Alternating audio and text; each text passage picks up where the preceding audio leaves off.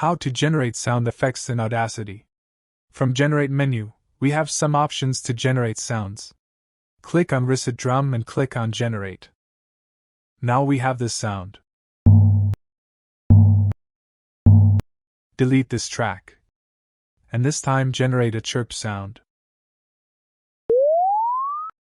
We can manipulate the generated sound, just double-click on it to select it. Now add effect to. Here for example I add vocoder effect to it.